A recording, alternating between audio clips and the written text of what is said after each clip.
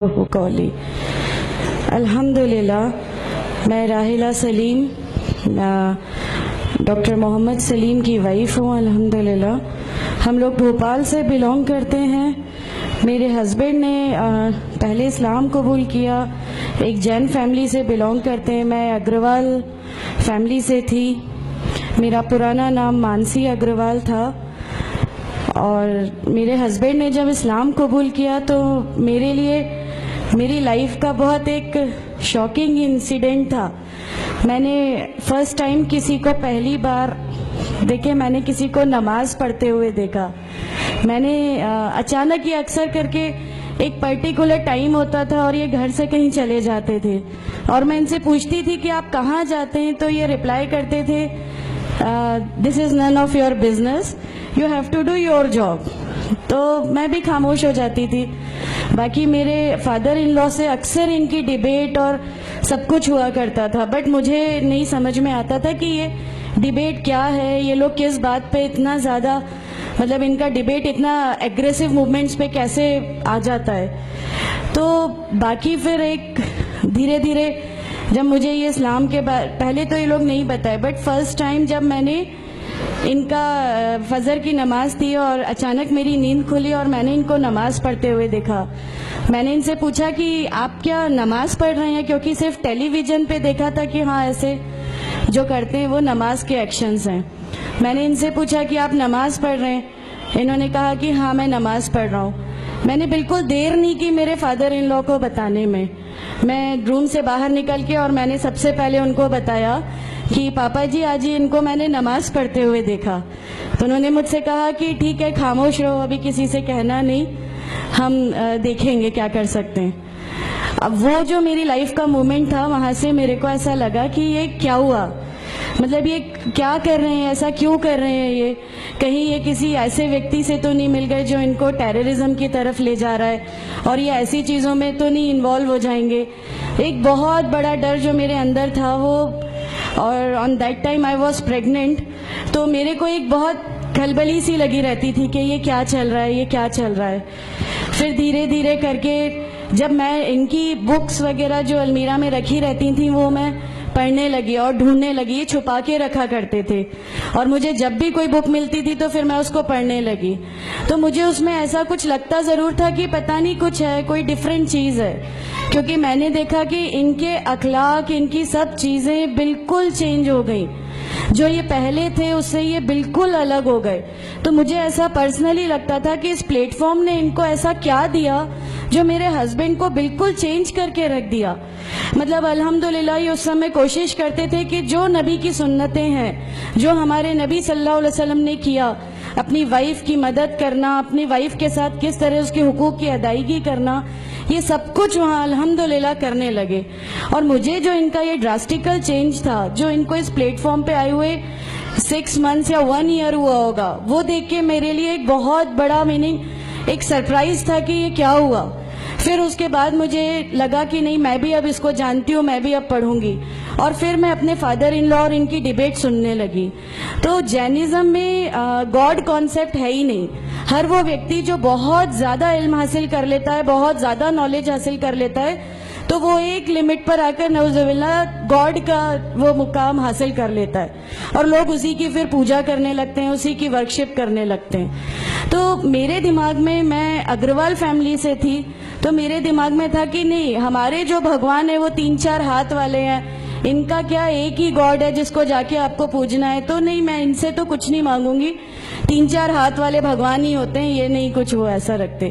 تو وہاں سے ایک تھوڑا سا ڈسٹریکشن میرے کو گاڈ کانسیپٹ کا آیا, اور ایشور ہے جو اس دنیا کو چلا رہا ہے, یہ ہمیشہ میرے ایک ذہن میں رہتا تھا. تو مجھے میرے فادر ان لا کہیں نہ کہیں اس پلیٹ فارم پہ آ کے غلط لگنے لگے کہ نہیں, یہ جو کہہ رہے ہیں وہ صحیح ہے, اور ان کی جو ڈیبیٹ ہے اس کا اینڈ جو ہے وہ یہ صحیح ہے. پھر دھیرے دھیرے کر کے مجھے ان کی چیزوں پہ یقین آنے لگا الحمدللہ. پھر ہمارے ایک فیملی فرینڈ ہیں, ان کے آئیے مجھے لے گئے. وہاں پر کسی نے مجھ سے کہا کہ میں بہت بزرگ ہو چکا ہوں, کلیم صدیقی شاہد ہیں, کلیم صدیقی صاحب ہیں, مجھے ان کا نام دھیان نہیں ہے اچھے سے, بٹ انہوں نے مجھ سے کہا بیٹا میں بہت بزرگ ہو چکا ہوں, میں چاہتا ہوں تم کلمہ پڑھ لو. میری زندگی رہے نہ رہے، میں آپ سے ملوں نہ ملوں، تو آپ کلمہ پڑھ لو. تو الحمدللہ میں نے کلمہ پڑھ لیا. کلمہ پڑھنے کے بعد بھی جب ہم گھر لوٹ رہے تھے تو میں نے ان سے کہا کہ میں نے صرف ابھی کلمہ پڑھا، ابھی آپ یہ مت سمجھیے گا کہ میرے کو سب سمجھ میں آ گیا اور میں اس چیز کو مان لوں گی. انہوں نے کہا نہیں، تمہاری مرضی، کسی میں کوئی فورس نہیں ہے. تو الحمدللہ اللہ تعالیٰ کا احسان ہے، اس کلمے کی طاقت تھی. اور یہ ہمیشہ کہتے تھے تمہیں کوئی دعا مانگنی ہے تو تہجد میں مانگا کرو. تہجد کا جو ٹائم ہوتا ہے وہ بہت قیمتی ہوتا ہے اور اس میں اللہ تعالیٰ سب کی دعائیں قبول کرتا ہے. انہوں نے مجھے ایک دعا سکھائی تھی کہ تم ایک دعا مانگو کہ یا میرے رب، اگر میرا ہسبینڈ غلط راستے پر ہے تو اس کو صحیح راستے پہ لے آ، اور اگر میں غلط راستے پہ ہوں تو مجھے صحیح راستہ دکھا دے. الحمدللہ میں یہ دعا کنٹینیو مانگتی تھی. ایک بار میری نیند الحمدللہ تہجد میں کھلی اور بس میں نارمل جیسے ایک دھیان کرتے ہیں ویسا میں بیٹھ گئی اور اپنے آپ اچانک دل چاہا کہ بس سجدہ کروں.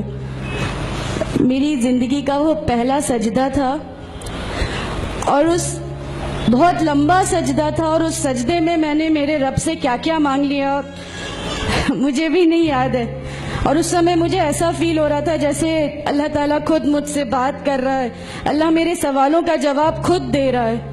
الحمدللہ بس اس کے بعد تو ایسا لگا کہ نہیں، اسلام حق ہے اور اسلام پہ ہی چلنا ہے.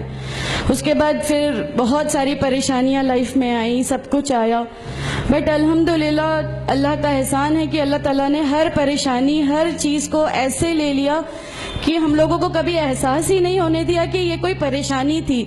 ایسا لگا کہ اللہ کی پوری راہ میں ہم لوگوں کو ریوارڈ ہی ملنا ہے اس چیز کا، اور اللہ ہمیں اس کا ریوارڈ ہی دیتا چلا جائے گا.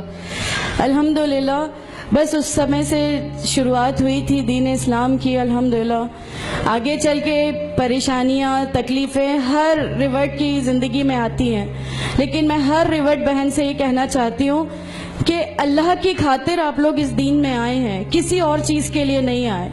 تو اللہ ہی کی خاطر ان پریشانیوں کو بھی جھیلیے، اللہ ہی کی خاطر جھیلیے. اللہ تعالیٰ اگر آپ لوگوں سے ماشاءاللہ، میں جب گھر سے نکلی، جب ہمارے فادر ان لا نے ہمیں گھر سے نکالا، میرے بچے کی، چھوٹا بچہ تھا، چھوٹے والے کی صرف ایک دودھ کی بوتل تھی، اس کے علاوہ کچھ بھی نہیں تھا. میں جاب کرتی تھی، میں نے اپنے چھوٹے بیٹے کو ماں کے یہاں چھوڑ کے جایا کرتی تھی.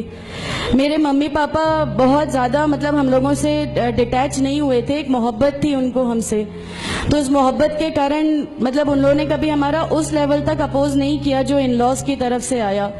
تو جب میں میرے مائکے گئی اور میں نے اپنے بچے کو لیا اور میں نے کہا کہ ماں، ہم نے وہ گھر چھوڑ دیا، ہمیں اس گھر سے ان لوگ نکالے، ایسا کر کے. ماں ہے، بہت روئی، تم لوگ کیوں ایسا کر رہے ہو، کیا کرو گے، کیسے رہو گے، دونوں چھوٹے بچے ہیں، کیا ہوگا. میں نے کہا کہ ماں، آپ صرف ایک ماں ہو نا، وہ مجھے 70 ماؤں کے برابر محبت کرتا ہے. تو جو رب مجھے میری 70 ماؤں کے برابر محبت کرتا ہے، وہ کیسے اس دنیا میں مجھے رسوا کر سکتا ہے. صرف ایک چھوٹا سا یہ وشواس تھا. الحمدللہ اس وشواس کو رکھتے ہوئے ساری چیزیں، سب پریشانیاں ایسے اللہ تعالیٰ نے لے لی کہ اس کا میرے پاس کوئی کہنے کے لیے بھی شبد نہیں ہے. الحمدللہ. اور میں آپ لوگوں سے سب سے گزارش کرتی ہوں، اور اگر اللہ نے مجھے آپ لوگوں کی ایک ایسی بہن بنا دیا جو آپ کی پریشانیاں، آپ کی ہر اس میں، ہمارا گھر، ہماری سب کچھ الحمدللہ آپ کے لیے ہے، کیونکہ ہم لوگ ٹھان کے بیٹھے ہیں ہمارا جینا مرنا، ہماری نمازیں، ہمارا سب کچھ صرف اللہ کے لیے ہے، اور یہی لے کے ہم کو جانا ہے. کوئی جواب ہمیں نہیں ملے گی. السلام علیکم ورحمۃ اللہ وبرکاتہ.